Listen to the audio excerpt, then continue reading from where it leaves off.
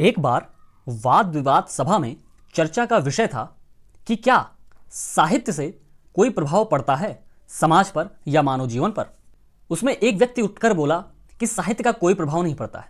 अगर साहित्य का कोई प्रभाव हमारे समाज पर, हमारे मानव जीवन पर पड़ता तो कबीर जैसे साहित्यकार के बाद दुनिया में विषमता, दुनिया में अज्ञानता खत्म हो जाती। अब सोच में डालने वाला तर्क था कि बात तो सही है कि कबीर जैसे क्रांतिकारी कवि होने के बावजूद भारत में विषमता या पूरे विश्व में विषमता बनी रही।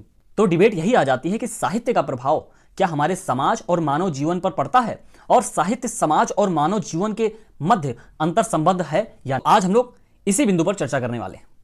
देखिए, भारतीय काव्य शास्त्र में हम दो प्रतिभा के बारे में पढ़ते हैं। प्रतिभा दो प्रकार की मानी गई है भारतीय काव्य शास्त्र में, एक भावित्री प्रतिभा और एक कारित्री प्रतिभा। अभी आप टेक्निकल वर्ड्स में ना जाइए, बस मेरी बात को सुनते जाइए। एक प्रतिभा वो होती है जो साहित्यकार के पास होती है, और एक प्रतिभा वो होती है जो ऑडियंस के पास होती है, जो पाठक के पास होती है, जो सहृदय के पास होती है। ठीक है, अब साहित्यकार ने तो अपनी प्रतिभा से बहुत कुछ गहरा लिखा, लेकिन क्या आपके पास वो हृदय है? क्या आपके पास वो समझ है? क्या आपके पास वो क्रिटिकल थिंकिंग है जो आप उसकी गूढ़ता को समझ पाए? एक उदाहरण से समझाऊंगा, ज्यादा समझ में आएगा। बचपन में हमारे यहां मेरे दादाजी साउंड रिकॉर्डर पे, टेप रिकॉर्डर पे गाना बजाते थे, और गाना होता था मोहम्मद रफी का, मुकेश का, किशोर कुमार का। अब मुझे नहीं समझ में आता था, मुझे बड़ा बोरिंग लगता था। मुझे लगता था कि क्या शोर है, कैसा क्या है। लेकिन धीरे धीरे समय बीतने के साथ जब संगीत सीखने में रुचि जागी, संगीत को समझा, संगीत को जाना और संगीत को जीना शुरू किया, तब जाकर मुझे लगा कि हां, यह है गूढ़ संगीत, यह है गहरा संगीत, यह है शास्त्रीय संगीत। अब गलती कहां थी? गलती मेरी थी, मेरी प्रतिभा की गलती थी कि मेरा ध्यान लगता था रैपर्स में, मेरा ध्यान लगता था 4 बोतल वोडका में। लेकिन जब मेरी प्रतिभा में यह गुणात्मक परिवर्तन आया कि मैं संगीत को जानने वाला हुआ, तब जाकर मुझे सही चीज समझ में आई। तो आप कैसे साहित्य को समझेंगे, कैसे निराला को समझेंगे, कैसे मुंशी जी को समझेंगे, जब तक आपके अंदर वो प्रतिभा नहीं है। किसी भी समाज में प्रतिभा का जो स्तर है वो 20 से 30% तक होता है मात्र। अर्थात हम कितने क्रिटिकल थिंकर्स हैं, इसका स्तर हमारे समाज में 20 से 30% है। उसके बाद तो बाकी भीड़ हो जाती है।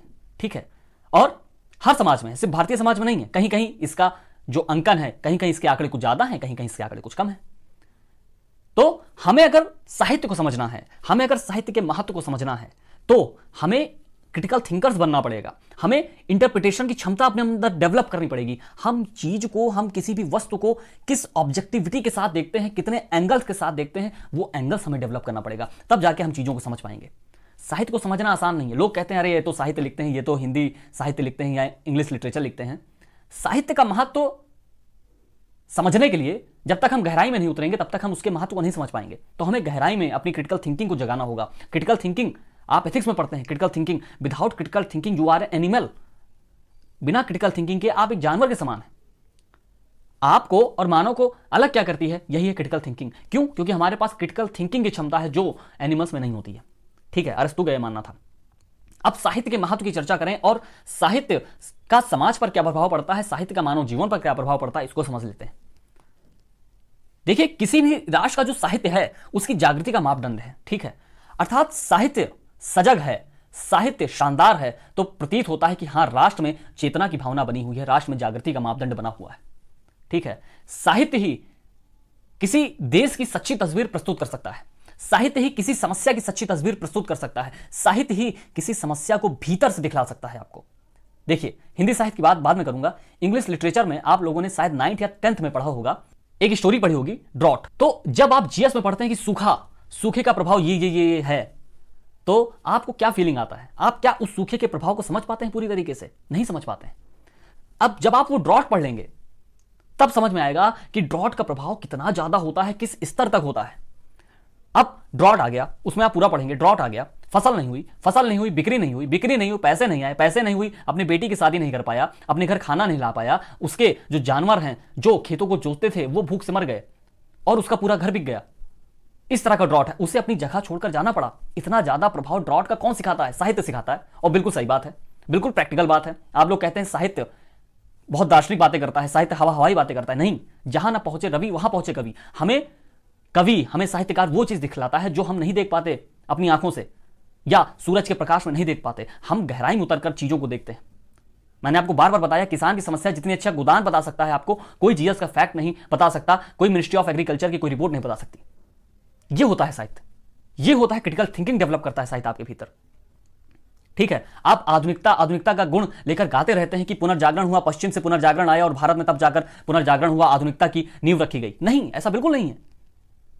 अगर आपको अपनी आधुनिकता समझनी है तो आपको अपनी जड़ को देखना होगा। भाई भक्तिकाल को देखिए, 14वीं 13वीं 34वीं शताब्दी में शुरू हुआ, अर्थात 1300-1400 के बाद भक्तिकाल शुरू होता है। और भक्तिकाल के मूल्य देखिए आप, इतने ज्यादा डेवलप मूल, इतने ज्यादा लिबरल वैल्यूज हैं कि पुनर्जागरण की नहीं हो सकती पश्चिम में। वहां पुनर्जागरण आया, लेकिन ब्लैक एंड व्हाइट्स के डिफरेंस आज भी बने हुए हैं। अमेरिका में पिछले वर्ष का दंगा आपने देखा। तो भक्ति आंदोलन, आपने अपनी आधुनिकता को नकार दिया, अपनी देशी आधुनिकता को नकार दिया, अपनी हिंदी जाति को नकार दिया, और हम पुनर्जागरण का गुण लेकर गा रहे हैं। तो साहित्य ये चीजें डेवलप करता है। ठीक है, साहित्य आपको आपसे मिलाता है, साहित्य किसी राष्ट्र की सच्ची तस्वीर प्रस्तुत करता है, साहित्य किसी समस्या की सच्ची तस्वीर प्रस्तुत करता है। साहित्य आपको प्रकृति से लगाव रखना सिखाता है। क्यों? जब भी आपको प्रेम का आलंबन करना होगा तो प्रकृति ही केंद्र में आएगी। जब भी आपको प्रेम का भाव प्रदर्शित करना होगा तब प्रकृति ही केंद्र में आती है। जैसे एक एग्जांपल समझाता हूं, सागर जैसी आंखों वाली, सागर प्रकृति केंद्र में आ गई। किसी पर भी अगर आप अपने प्रेम का आरोपण करते हैं तो प्रकृति केंद्र में आ जाती है, तो प्रकृति से लगाव करना सिखाती है। शुक्ल जी कविता क्या है निबंध में कहते हैं कि हमें रागात्मक सत्व स्टैब्लिश करना होगा प्रकृति के साथ, तब जाकर हम सस्टेनेबल डेवलपमेंट ला सकते हैं। शुक्ल जी के समय सस्टेनेबल डेवलपमेंट का कॉन्सेप्ट नहीं था, मैं अपनी तरफ से बता रहा हूं आपको। ठीक है भाई, रगात्मक सत्य का मतलब क्या है कि every creature on the earth, आपको उनसे एक ट्रू रिलेशनशिप स्टैब्लिश करना होगा। थोड़ी हवाई बातें होंगी, लेकिन प्रैक्टिकल बात मैं बताता हूं कि अगर आप अपनी नेचर से प्रेम करना सीख लेते हैं, आप अपने नेचर से लगाव करना सीख लेते हैं, अपनी प्रकृति से लगाव करना सीख लेते हैं, तो जाहिर सी बात है कि आप सस्टेनेबल डेवलपमेंट में अपना योगदान दे सकते हैं। कुछ नहीं करना है। लोग कहते हैं देशभक्ति करना चाहता हूं, देशभक्ति करना चाहता हूं। कुछ नहीं, वाटर टैप बंद कर दीजिए जहां फालतू पानी बह रहा है। आप कहीं ना कहीं 5 जून को एक पेड़ लगा दीजिए। आप अपने जन्मदिन पर पार्टी ना करिए, बल्कि पेड़ लगाइए। अपने दोस्तों से कहिए मुझे गिफ्ट में पेड़ दे। तो इस तरह से आप देशभक्ति कर सकते हैं। ये कौन सिखाता है? साहित्य सिखाता है। कैसे? साहित्य अपनी कविताओं में प्रकृति का सुंदर रूप पिरोकर आपको सिखाता है। यह है साहित्य की महिमा, यह है साहित्य का गुणगान, यह है साहित्य का महत्व। उसके बाद साहित्य आपको आपसे मिलाता है। साहित्य आपकी प्रच्छन्नताओं को, आपके दिखावे को, आपके बहकावे, आपके बहरूपीय रूप को दूर करता है। ठीक है, शुक्ल जी बहुत अच्छा शब्द प्रयोग करते हैं, आपकी प्रच्छन्नताओं को दूर करता है। प्रच्छन्नता मतलब सभ्यता के आवरण, जैसे जैसे जैसे जैसे विकास के भागदौड़ में आपके ऊपर आवरण चढ़ता जा रहा है, आवरण चढ़ता जा रहा है। एक आदमी में होते हैं 10-20 आदमी। जिसे भी देखना है कई बार देखिए, आपने सुना होगा निदा फाजली जी का शेर। तो साहित्य आपको आपसे मिलाता है, साहित्य आपका सच्चा रूप दिखाता है। जब आप कविता लिखते हैं तो आपकी भावनाएं उस कोरे कागज पर छप जाती हैं, और वो भावनाएं झूठी नहीं होती हैं, वो भावनाएं आपके हृदय से निकलती हैं और कोरे कागज पर छपती हैं। तो साहित्य आपको आपसे मिलाता है।